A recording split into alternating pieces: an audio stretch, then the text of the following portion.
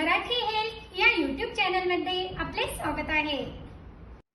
आज मी आपल्यासाठी उपाय 1 व फायदे अनेक देणारा असा घरगुती रामबाण आणि जुनाट उपाय घेऊन आले आहे की जो उपाय केल्याने आपले शरीर तर स्वच्छ होतेच, परंतु पोटांचे विकार निघून जातात, बद्धकोष्ठतेचा त्रास निघून जातो, पचन सुधारते, वजन कमी होते, किडनी स्टोनचा त्रास असेल तर स्टोनचे त्रास देखील निघून जातात व शरीराला जर उष्णतेचा त्रास असेल तर उष्णतेचा त्रास देखील यामुळे निघून जातो।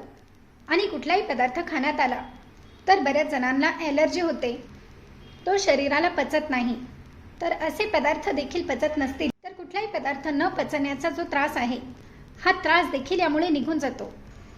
तसेच यामुळे इम्युनिटी बूस्ट होते, यामुळे आपली रोगप्रतिकारक क्षमता वाढते, हृदय मजबूत होते व स्वस्थ राहते। शरीरात नको असलेले जे घटक आहेत ते शरीरातून बाहेर पडतात, म्हणजे शरीर डिटॉक्स होते।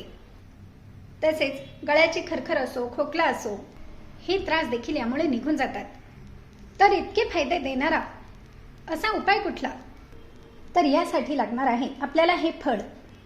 हे फळ आपल्याला कुठेही भेटले ना तर सोडू नका, कारण हेच आहे आपल्याला आरोग्य देणारे व आयुर्वेदिक फळ, तसेच आपल्या सौंदर्यात देखील भर पाडणार आहे।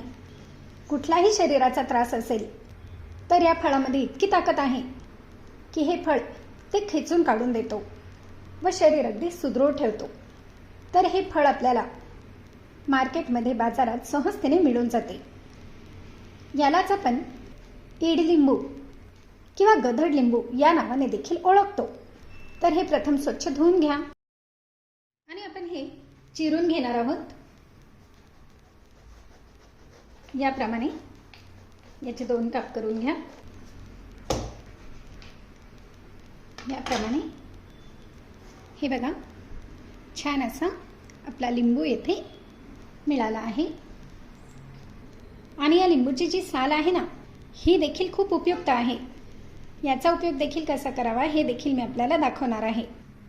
येथे मी हा लिंबू जो आहे याची साल काढून घेतली आहे। आता याचा जो गर आहे हा एका वाटीत काढून घ्या। संत्री मोसंबीप्रमाणे हा सहजतेने निघतो। हे बघा, याच्या चिरा देखील आपण काढून घेऊ शकतो। ज्याप्रमाणे आपण लिंबू पिळतो ना त्याप्रमाणे पिळून याचे संपूर्ण रस जे आहे हे काढून घ्या। साधारण अर्ध्या लिंबूचे रस येथे मी काढून घेतले आहे, हे गाळून घ्यायचे आहे।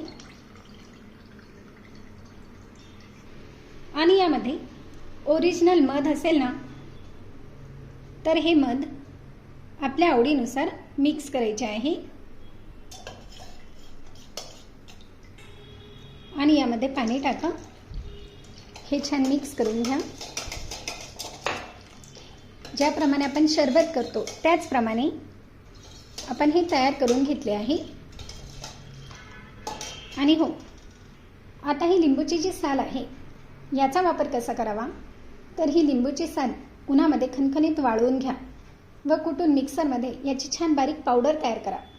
व ही जी पावडर तयार होणार आहे ना, यामध्ये 1 चमचा बेसन पीठ, 2 चुटकी हळद व मिक्स होईल इतपत दूध टाकून हा लेप चेहऱ्यावर लावायचा आहे।